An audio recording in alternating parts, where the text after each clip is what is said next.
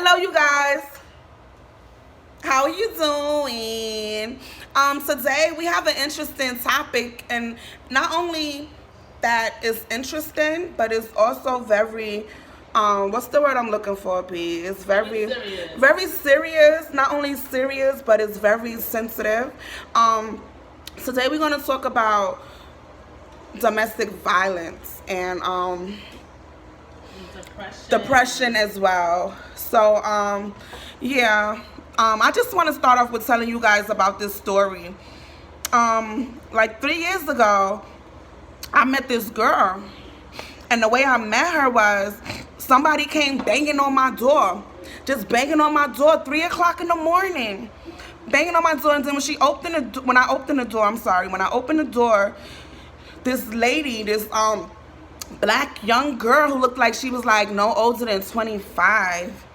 She was standing in front of my door, and her lip was swollen.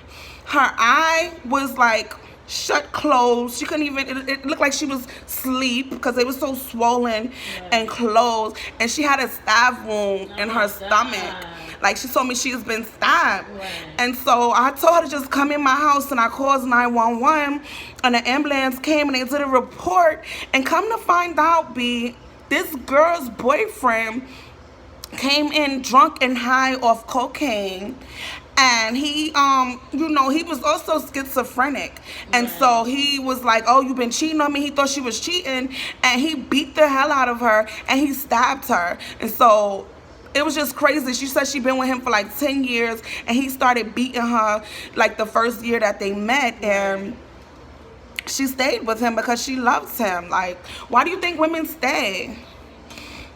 I know, that's crazy. 10 years is a long time to stay, but it's scary, because people are like stuck in their ways. They get comfortable with a person, and then especially if the person is the one bringing in income. Yeah. And, they like, I don't know where to go. So it's like they scared to make a move, because like, especially if this is what I know, like my whole life, I don't know nobody else. And then the guy probably already told them like, nobody's gonna want you. You're never gonna have something like that. So after a lot, not even just 10 years, after a few months, you start to believe that. A lot of people start to believe, and it makes it harder to get out of a relationship. It does. And these guys, they are such manipulators and manipulative.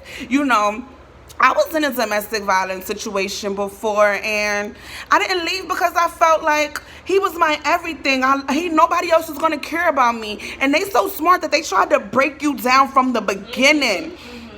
And let me tell you, women out there, there's signs that we ignore, but there's signs. And what are some of the signs? I think they are red flags. They are red flags at the beginning of every relationship, and most of the time we blinded because of lust, and we think like, oh, he's so cute, or he's that. So you try not to see it, but the signs is telling you something. I think that we should definitely listen to. Some of the signs is being controlling. Like, even that's sign number one, being controlling. Why are you wearing this? Right. This, or like like that. She's right. Just like, you just gotta be real mindful, and then they try to take you away from the family. Right. That's sign number two. They take you away from your family. Because they want you to think that they the only people, the only person that you need in a life. Absolutely. So it's really it's crazy, but it's even more crazy because even with this pandemic that we're going through, it's a lot, domestic violence that's going on right now. And it's getting worse. It's worse because now you got to be at home every day with this person that's beating your ass. But the main thing I want women to know is that you don't have to settle. It's somebody out there that knows your worth. It's somebody out there that will love you for you. You don't have to settle for less, because you're beautiful, you're smart, and God put you here to be loved and cherished and to be treated like a queen. So if you are being abused, I think you should definitely find someone to talk to. Step number one. Step number two is talk to God. Pray about it, because He will definitely show you the way out a dangerous situation, you know, and never let the guy know what you about to do. Because me being in a domestic violence relationship, every time I would tell him, oh, I'm about to leave, it drove him crazy. Like he almost kills me every time I tried to pack up and leave. He tried to kill me. So if you are trying to get away from somebody who's domestically abusing you, do it quietly and don't tell nobody. Start packing things, you know, little by little, and make sure you get your important paperwork like your ID and your social, and try to call a domestic violence shelter and find some help. But definitely don't let him know what you're about to do. Right, I agree. Definitely. Yeah. Yeah, and it was 2 ways. I was gonna say that. Even I know, because a lot of females is crazy. Yes, it's women out here that would definitely smack the hell out of a guy. But I do want to say, like, even because we are like kind of, you know, stuck. A lot of people are realizing that they want to be in a relationship with a person and not right. Yeah, because of they stuck. Mm-hmm. But at the end of the day, if you are going through something, you know, even if it's domestic, like even an argument, like don't let it escalate to that point. Like somebody has to be the bigger person. Go in the room. Yes. Like cool off. Even if you can't go take a walk, go. Yes. Just go get some fresh air. Step outside. Get a fucking shot if that's going to make it work. Like, do something. It's better than putting your hands on somebody. Right. Because at the end of the day, you could hit somebody the wrong way and actually kill them. Yes, and Lord. You know what I mean? And it hurts for both sides of the family. It does. Like, nobody wants that. So you really need to be, like, mindful of the things you do and how you do it. And it's like the first time a man put his hands on you and you let it rock, it's gonna be another time that he does that. You know what I'm saying? First they start off smooth. The first they start by grabbing you. Because when I was in my relationship and with my abuser, like when I used to try to walk to the store, he'll hop in the car, wait and follow me. Where you going? Where you going? Get in the car. Get in the car. Come out, grab me, throw me in the car. He didn't slap me or nothing like that. But that's how that started. And you know, me being young, I was 21. I'm thinking that shit was cute. Like, oh yeah, he loved me. Mom, you know, because I don't have a mother or father. And I thought, you know, I didn't know what love was. Because I didn't have nobody to show me what it was to be loved. So with him following me to the store and wasting his time to, you know, make sure I'm not with nobody else, this nigga must be crazy about me. But it turned out he just turned out to be crazy period. He turned out to be crazy period. And there's always signs, and God give us that instinct and we have to follow that instinct. And even as women, we need to have more self-respect for ourselves and self-love and just definitely know, like, we don't need to deal with it. We don't need to handle it. Sometimes it's time to, like, especially if you're in love with somebody, like, you know, just up and leave. Right. But you gotta love yourself first, because if you don't love yourself first, nobody is gonna love you. You have to put you first before any relationship. That's facts. That's facts. So, do we have a hotline or something that we want to give some, you know? Yeah, of course. You know, for the DV hotline too, like if you're going through something. For DV hotline. 799-7233. Can you say it again? 800-799-7233. Okay. That's good. That's a good topic. Call me too. I'm always here for you guys. That's my girl B. We got a podcast out, B and Cat. You guys check it out. It's popping. We got another interesting topic, B, and this one might get me a little emotional. So if I start to cry, which I hate to do, just please, just bear with me. But the next topic is definitely something that I know a lot about. I mean, all my life, I've been going through this and suffering from this, which is depression. The first time I remember me suffering from depression, I was 11, and I wanted to go live with my mother. My grandmother raised me. She got custody of me when I was 2. And I wanted to go live with my mother. I didn't want to be with my grandmother because a lot of things happened that I felt like I didn't want to be there no more. I wanted to go somewhere else. And so my grandmother, they didn't understand it. So I was so depressed to the point where the devil convinced me that I was unworthy, and he convinced me that I should take my own life. And so what I did was I went into my grandmother's room, and my grandmother kept her pills in this nice little bag. And I grabbed a lot of pills, almost the whole bag. And I went in the room and I cried. And I took all the pills. I took maybe like 75 pills. Wow. Which is crazy to me because I don't know why I'm still here. Wow. I slept for like 2 days. My grandmother, nobody even recognized why she's sleeping so much. Nobody really paid attention to it. And I tried to kill myself, but it didn't work. I was 11 years old and I tried to kill myself. And because I was depressed. So depression is very real. It's definitely very real. It's very real. Yeah. It's real. And my grandmother actually thought that, I was mad at her that she wouldn't let me go live with my mother. She thought that I took the pills and threw them in the garbage. Me and her talked about it like 3 years ago, and I was like, no, Ma, I didn't throw your pills in the garbage. I took all the pills and tried to kill myself. And she looked at me like, what? That's crazy. And there's kids out here that's suffering from depression today. And the parents don't even have a clue what's going on in their kids' mind. But depression is very real and it's very serious and it's causing a lot of people to kill themselves and commit suicide, Yes, and it's May 1st and it's Mental Health Awareness Month. Is it? Yeah, it is.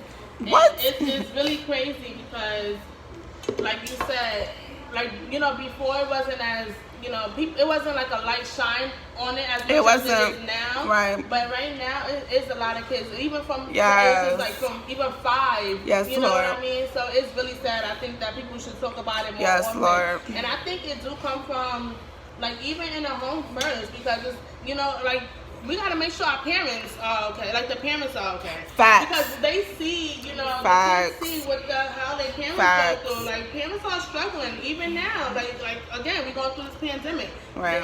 This is a depression state for everybody. Right. Whether you're working or you're not working. Like everybody, it's the fear of the unknown. So everybody's in a depression state. Everybody's scared. Everybody's trying to figure it out. So and our kids is watching that too. So we need to really be mindful of what our kids see, so they won't have to repeat the same cycle that we going through. It's so it bugs me out. I'm sorry. I just get very emotional with this topic for a child, and I think about me like 11 for a child that's 10 or a child that's 13. What problems you got? Yes, like what could you possibly be upset with? But people, and that's the key word. When you talk about people, you are talking about people. You're not breaking it down into categories. Right. When you say the word people, you're talking about people overall. Right. And it breaks my heart. That's why I want to, try to make some type of domestic violence awareness, as long as depression awareness towards our youth, because it's a lot of kids that's really, really committing suicide, and it's rising every year. It's rising, and it's really happening in the minority communities. You know what I'm saying? It's really happening in the. I don't really want to say that either, because it is. People with money and people they have problems too. Yeah, like everybody, and that's the thing too that doesn't separate us.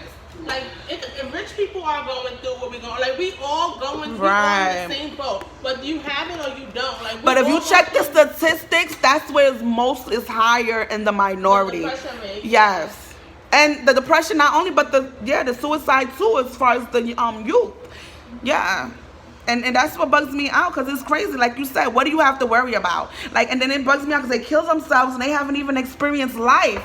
I really think social media do have a lot to play, like along with what's in the household and what's going on in the household. I think social media got a big part in it, because a lot of these kids looking up to people that's unrealistic on social media and want to be like them, and the bullying, just like the bullying, it makes it even worse. And just them feeling like, when I wanted to kill myself when I was 11, I felt like it was nobody to turn to. I turned here, nothing. I turned here, nothing. There was nobody that I can go and talk to that will understand me, because people think that kids not supposed to have feelings, or kids are not supposed to be worried about nothing. Like you said, what you got to worry about? But kids have feelings. Kids worry, and they are people. They're people. Just because they're young, they shouldn't be put on the back burner because they have less experience than us.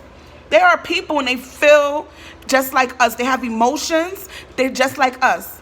That's a fact. They really do. And we gotta pay attention to the way they act, because they change. all the time, like changing behaviors and all of that. Yes. And you know your kid, you know what I mean? Exactly. You gotta really watch them. Because I think it's best to like put them in their place or talk to them at the time that it's happening rather than find them. So, you know, like... Yeah, imagine finding your child what? And especially when you know just one conversation could have changed it, or one hug, or just one saying, I love you. You know, my family, we never said that. My grandmother started to tell me she loved me every morning in a text. I love her so much.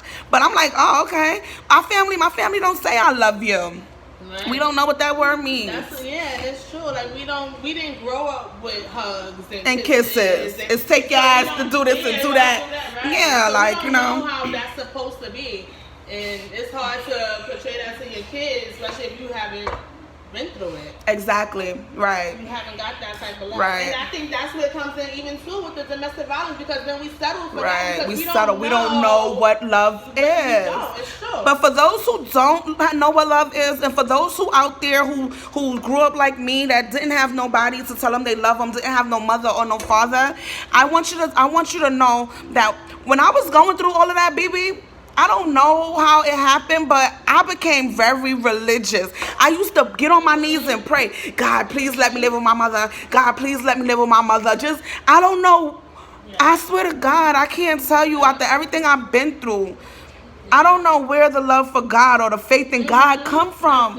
No, it's crazy. As a child, because he's the only one that really, like, he saved me, yo. So I don't want to get emotional, but for all those who's going through something, if you don't know what love is, God is love. Point blank, period. You study his word, and you will be able to study the terminology of love. Okay? Yeah. And not even just study his word, you gotta like believe. Like faith. You gotta have faith. Faith. You know? Like I tell my daughter all the time, if I'm not here, if you don't got nobody else to turn turn to God. Like that's number one. You go. That's right. The only way out. Yes, exactly. You have to. That's right. That's a fact. He's there for us when nobody is. But yes, we gotta. No, depression is very real. These are signs. What are the signs of depression? We should have that. When I was depressed, I wanted to sleep all the time. I love food. Some people overeat, some people undereat. Yeah. Me, if you can see, I like to eat. So I overate. I slept all the time. I was always tired and moody and just didn't want to be with nobody. I just wanted to stay in my room, in my bed, and just go to sleep. I didn't want to be around nobody. I was like antisocial. That's exactly what it is. It's, you want to be isolated. Right. Everybody. I think everybody goes through phases of depression anyway, you know. Even if it's not like an all-time high depression, some people it's different levels. You can go through it high, you can go through it low. Yeah. And I think, we all go through it. And mine was just on some, like, I just didn't want to be bothered with nobody. What about the eat? You went overate or less or didn't eat? I didn't have no appetite. I don't want to eat. I don't want to be bothered. I don't want to talk. Like, don't call me. Like, nothing. Yeah. I was just like, want to be by yourself. I want to be by myself. And I think that's a good thing, too, because then you able to gather your thoughts and realize, like, who you are and understand why you're even going through this, this phase. And some people get out of it and some people don't. Right. And I think it's a mind thing. People really need to, get into their mind and talk to themselves and understand who they are. And get close to God, please. Yeah, get close to him. People don't want to get close to him because they feel like, oh, I did this, did that. He's probably mad at me. Or I can't go pray to him after what I did last weekend. But he's a forgiving God. Never be ashamed to pray to him. That's the enemy trying to keep you away from your blessings. And we all go through stuff for a reason. If I didn't try to commit suicide when I was 11, how would I be able to help somebody else to go through it? You see what I'm saying? So everything happens for a reason. And just stay prayed up. Yes. And never give up. Thank you, guys. Okay? Thank you so much for listening. Don't forget, I love you guys.